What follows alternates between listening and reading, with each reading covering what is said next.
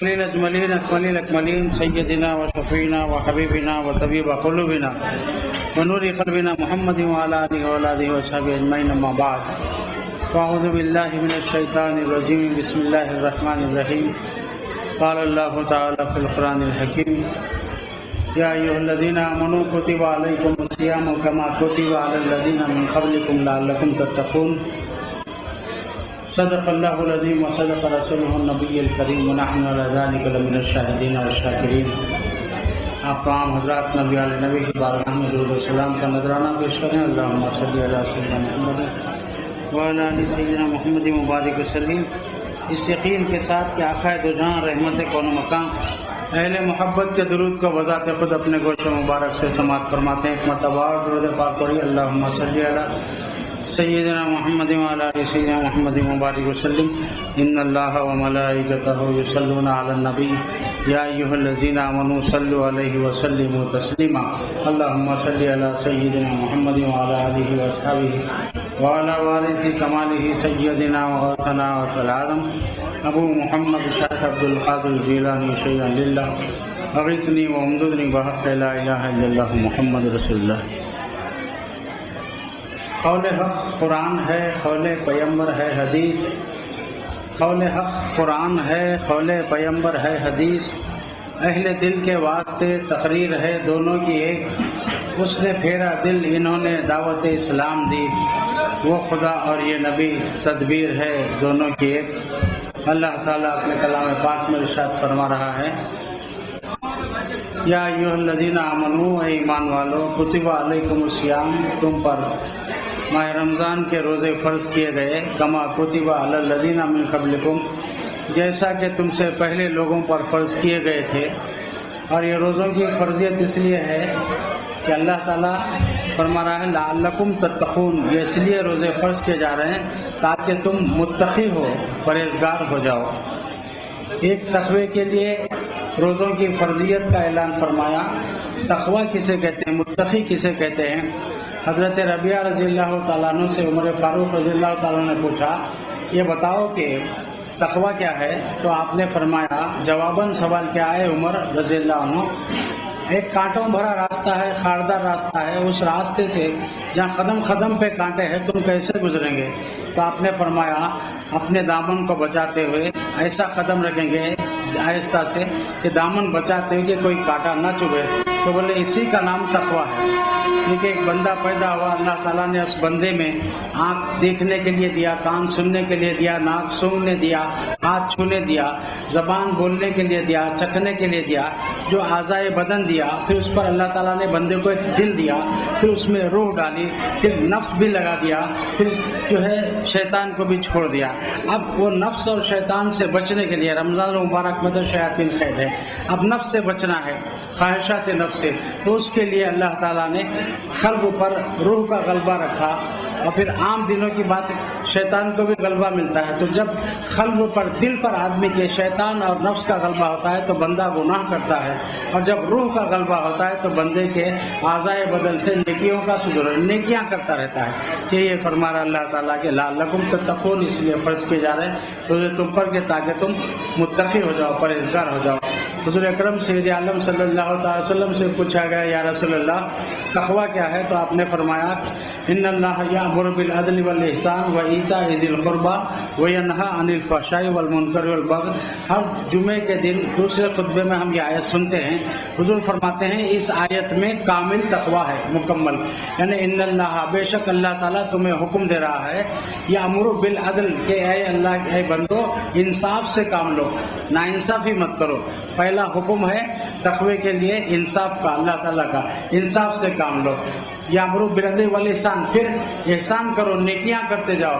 بالعدل والاحسان وایتاء ذی القربى، پھر اللہ نے تمہیں دولت، روپیہ، پیسہ دیا تو تم اپنے پہلے رشتہ داروں کو کا حصہ اس میں رکھو، رشتہ داروں کو دو۔ ایتاء ذی القربى وینہی عن الفحشاء، اور برے کاموں سے رک جاؤ، والمنکر، یہاں تک کہ مکروہ چیزوں سے، منکرات سے بھی رکنا۔ اس آیت میں کامل تقوی ہے۔ حضور کے چچا عباس رضی اللہ تعالیٰ عنہ سے پوچھا گیا، ابن عباس رضی اللہ تعالیٰ عنہ سے پوچھا گیا کہ پیران پیر لکھتے ہیں کہ حضور تقویٰ کیا ہے؟ تو ابن عباس رضی اللہ عنہ نے فرمایا جس کسی بندے پہ تمہاری نظر پڑی اس بندے سے اپنے آپ کو کمتر سمجھنا یہ تقویٰ ہے. اپنے آپ کو کسی بندے سے اونچا نہیں سمجھنا. اپنے بزرگ کو دیکھو تو کہنا یہ بزرگ آدمی میرے سے نیکیوں میں بڑا ہوا ہے, میں نیکیوں میں کم ہوں. اور بچوں کو دیکھے تو کہنا یہ بچہ گناہوں میں مجھ سے کم ہے, میں بچے سے گناہوں میں بڑا ہوا ہوں. یہ تعلیم ہمیں اولیاء اللہ بزرگان دین نے دیے, خصوصاً دادا حضور قبلہ کے پاس تو.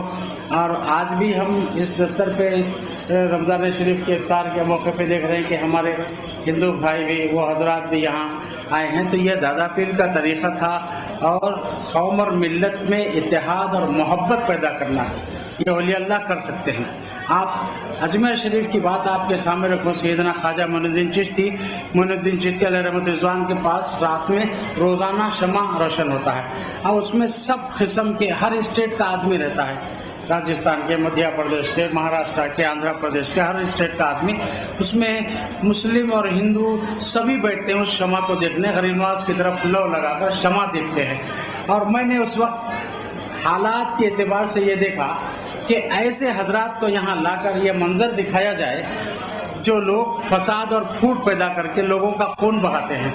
اے لوگوں ادھر آؤ, یہ بتاؤ یہ جو مجمع بیٹھ کر غریب نواز کے روزے کے سائے میں یہ شمع کو جو دیکھ رہا ہے اس میں ہندو کون ہے مسلمان کون؟ ذرا فرق کر کے دکھا دو. کوئی فرق نہیں کر سکتے, سب شمع کو تک رہے ہیں. معین الدین چشتی رضی اللہ تعالیٰ کی. پھر ایک مرتبہ میرے پیر و مرشد نے فرمایا تھا یہ جھگڑے فساد دنگا کیوں, امن سلو آستی کیوں نہیں چاہتے, ہم محبت کیوں نہیں کرتے؟ کہ پیر و مرشد نے فرمایا کسی بھی انسان کے جسم کو کاٹو تو اس سے خون گرے گا اور لال رنگ کا خون ہوتا ہے. کوئی یہ نہیں کہہ سکتا کہ اس کا یہ بلڈ گروپ کیا ہے, اس خون کا رنگ کیا ہے, بلکہ سب کو اللہ نے ہڈی دی ہے, چمڑا دیا ہے, گوشت دیا ہے, آنکھیں دی ہیں, اعضائے بدن دی ہے. ہر بندے کو بھوک محسوس ہوتی ہے, پیاس محسوس ہوتی ہے, اور بندہ بندے سے اگر محبت کرے تو اخلاص اور محبت سے قوم میں, تو جتنی قوم میں اخلاص اور محبت اور یکجہتی پیدا کی ہے. ہم ہندوستان میں رہتے ہیں. ہندوستان ایک ایسا ملک ہے,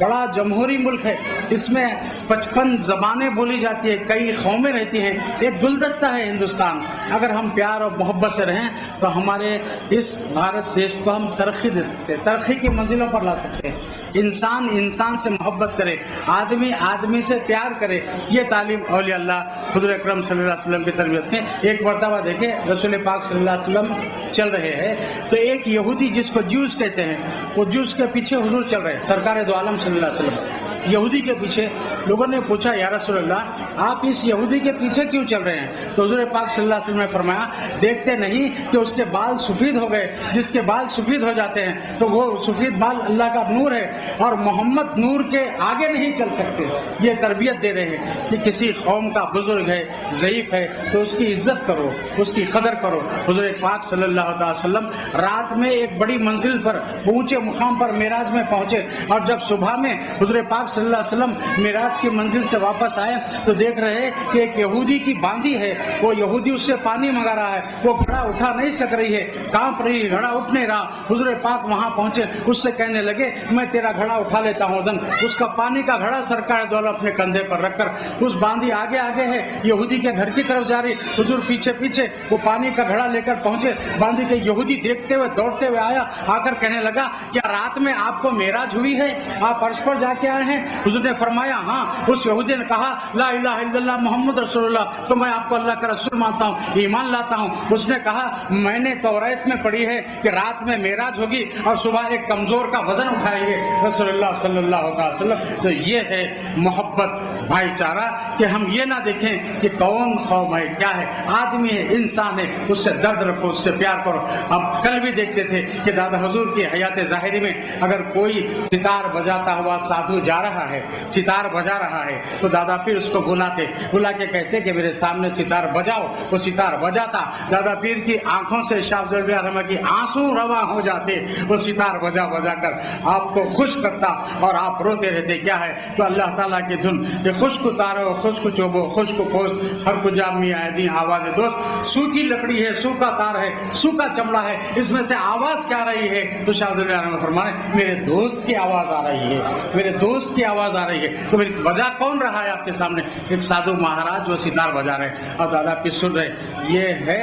قوم میں یکجہتی اور محبت پیدا کرنے کا انداز ان کی دعوتوں کو دادا حضور قبول فرماتے تشریف لے جاتے کل بھی آپ کی حیات ظاہری میں بھی ہر قوم ہندو مسلم سکھ عیسائی یہاں آتے اور آپ سے فیض پاتے اور آج بھی یہاں پر ہندو مسلم سکھ عیسائی سب اس آستانے سے نائب غوث محبوب سبحانی حضرت سے شاہ افضل بیابانی علیہ رحمت رضوان کے آستان میں اور آج آپ دیکھ رہے ہیں کہ ہمارے اس افطار کے دسترخوان پر دادا حضور کے پاس حضرت سجادہ نشین ابو الخیر حضرت سے شاہ غلام افضل بیابانی مدد اللہ علی کے بازو بھی کون بیٹھے ہیں ان کے سامنے کون بیٹھے ہیں یہ چیز اگر ہم اپنے بزرگوں کی تعلیمات کو اپنے اندر زندہ کریں تو پھر ہندوستان واقعی گلدستہ رہے گا کبھی ہند کا پھول مرجھائے گا نہیں پھول کھلا رہے گا اور آپ کو معلوم ہے پھول کانٹوں میں کھلا ہوا رہتا ہے پھول کانٹوں میں کھلا ہوا رہتا ہے ایک پھول کو نکال کر درخت سے توڑ کے پودے سے آپ پھولوں کی سیج پہ رکھ دو تھوڑی دیر میں وہ پھول مر جائے گا آپ پوچھیں گے پھولوں کی سیج پہ پھول کیوں مر گیا اس کی زندگی کیوں ختم ہوئی پھولوں کی سیج پر تو پھول ہے لیکن اس لیے مرجھا گیا پتیاں اس کے مرجھائے گئے کہ وہ مرکز سے جدا ہو گیا لیکن جب وہی پھول کانٹوں میں جھاڑ میں رہتا ہے تو کانٹے لگے رہتے تازہ رہتا ہے کانٹوں میں ہے مگر تازہ اس لیے کہ اپنے بیس اپنے مرکز سے لگا ہوا ہے تو ہم اپنے مرکز اپنے بیس سے لگے رہ کر جیسے ہم محبوب سبحانی شاہ افضل بیابانی رحمت رضوان کے وابستہ ہو کر ہم نے بیعت حاصل کی توبہ حاصل کی استغفار پڑھا نمازوں کا طریقہ دکھا قرب خداوندی کا ذریعہ آپ نے بتایا تو وہ اس طریقے کو ہم اپنی زندگی میں رائج رکھ کر اگر کیونکہ ہندوستان میں ہم صرف دیکھتے ہیں کہ جتنے اولیاء اللہ ہیں یہ سب کے سب قوم کے چاہنے والے قوم سے محبت کرنے والے قوم کو عطا کرنے والے سرفراز کرنے والے ان کی نگاہوں میں یہ نہیں ہوتا کہ یہ ہندو ہے یہ مسلمان ہے یہ ہوتا کہ اللہ کا بندہ ہے اور مخلوق اللہ تعالیٰ بندوں کو پسند فرماتا ہے اللہ نے بندوں کو پیدا کیا ان کی خدمت کی جائے ان سے پریم کیا جائے ان سے پیار کیا جائے ان سے محبت کی جائے ان سے حسن سلوک کیا جائے ان کے دکھ میں کام آیا جائے ان کے درد میں کام آیا جائے تو یہ ہمارے بزرگ کا طریقہ جس کو آج آپ سجادہ نشین صاحب قبلہ کے دسترخوان پر دیکھ رہے ہیں کہ ہمارے وہ بھائی بھی یہاں تشریف لائے ہیں جو شاہ افضل بیابانی رحمت رضوان کی تعلیمات کو جانتے ہیں آپ کو پہچانتے ہیں الحمدللہ ہمیں بھی چاہیے کہ ہمارے اپنے بزرگوں کی ہم تعلیمات کو جاری و ساری رکھتے ہوئے اور اس طریقے پر عمل کریں آخر میں آپ سے عرض کروں گا کہ یہ آج 20 رمضان مبارک حضرت علی کرم اللہ جو مولا علی مشکل کشا کی شہادت کا دن ہے 17 رمضان کو آپ پر حملہ ہوا ابن ملجم نے آپ پر تلوار ماری تلوار آپ کے سر سے اتر کے تقریباً بیجے تک پہنچ گئی اور چہرے تک آ گئی 3 دن تک آپ اس تکلیف میں رہے آج 17 کو حملہ وار 20 کو جو ہے آپ شہید ہوئے حضرت عمر رضی اللہ عنہ بھی شہید ہوئے آپ فرماتے ہیں میری تمنا ہے کہ اللہ میرے موت مدینے میں آئے حضرت عمر رضی اللہ عنہ کی دعا